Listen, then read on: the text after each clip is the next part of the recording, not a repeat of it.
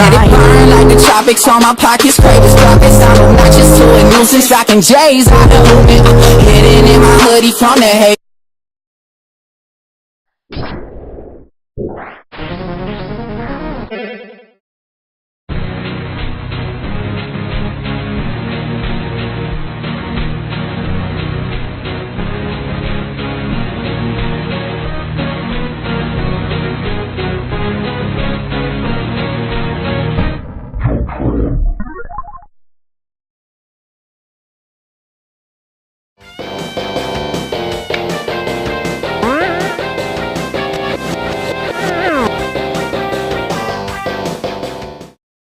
Black Friday approaches, and that means one thing. Grandma Black is out getting trampled just to get you the same old gift. Be video games. Oh, you got me Monopoly this year for the Nintendo 64? Well, this would have been great back in 1864. You know, when it was impressive just to not die from being 5. We all got games like this, you know the ones. Bottom of the bin, at bottom of the bin, at bottom of the bin, at bottom of the bin, at bottom of the bin, at bottom of the bin, at literally bottom of the bin at the groceries. But in this category, one genre reigns supreme. Don't play games. You know, one of these. Why buy your loved ones a $20 SpongeBob game for their Wii in which you have to, you know, put the disc in, then figure out which cords plug in from the SpongeBob machine into the TV, and then you gotta maybe like switch it on, and who knows what else from there. When for $50, you can get them the magical device that plugs right into their TV, already has crappy video games inside of it, and there's also a toy of SpongeBob's face. That's like what? It's like 18 toys in one.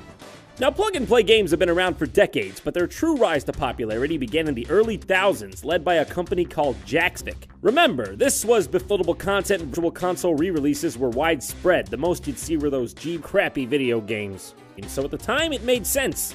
Of course people were gonna be like, you're telling me there were crappy classic Namco video games in this one box that looks like a bigger mini version of the box it used to be in? Well, sign me and the rest of America up! We gotta afford a housing crisis, have some fun! So basically, what started as a way to crappy video games in a novel way spiraled into a massive... I mean, these things were crappy. Look at the ones I have. These two are both classic Namco games. Pretty cool. Standard crap. There's a lot of these in the Marvel Heroes series. This one's on Spider-Man, I guess. Hey, Spidey, you think you could, you know, back off a bit? You know the saying, a watched penis never plays. A lot of these are just a penis. This one is Spider-Man's penis. Bombs away. This one is Fantastic Four's penis. Bombs, Gollum penis. Okay. Is this good? Is this bad? I'm sorry, man. I kind of have to do this. Oh my goodness, that's a bit barbaric, isn't it?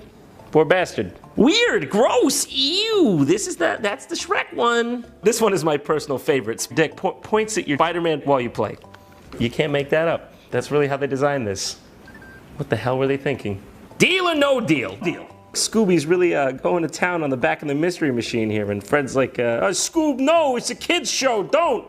I mean, to be honest, most of the games aren't horrible. The Scooby-Doo one's pretty appealing. The graphics are... Even the Marvel ones aren't bad. They're basically side-scrolling beat-em-ups, although I assume anyone would get tired of these before long. But don't get me wrong. There are the bad ones. Like the one where you plunder a sewer for the lizard. Forever and ever. Oh, there he is. Wonderful. Shrek. I asked for this? But of course, as to be expected, any good fad comes with its fair friend Robert Kopp over here. Oh, and of course, don't forget everyone's favorite crime-fighting friend, Robert Kopp, over here. Oh, and of course, don't forget everyone's favorite crime-fighting legs. I mean, why don't you just go ask our good friend, Robert Kopp, over here? Oh, and of course, don't forget everyone's favorite crime-fighting alliance, Sense of Right. Everyone's here. Batman, Superman, Shrek, a car.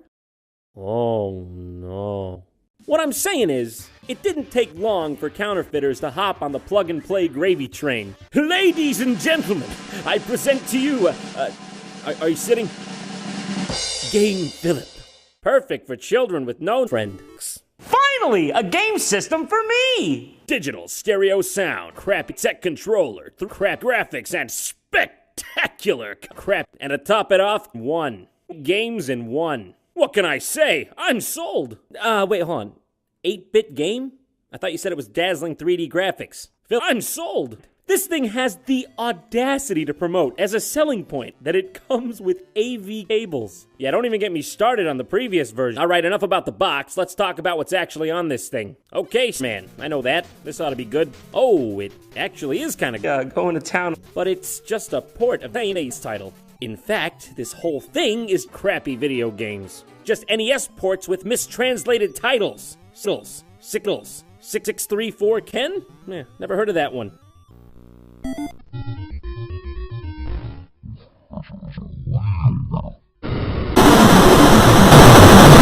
Small Mario? Hey, they were right! That's the smallest Mario I've ever seen! He's so small you can't fucking see him! Yeah, but these are just ports. I'm looking for something I've never seen before. What?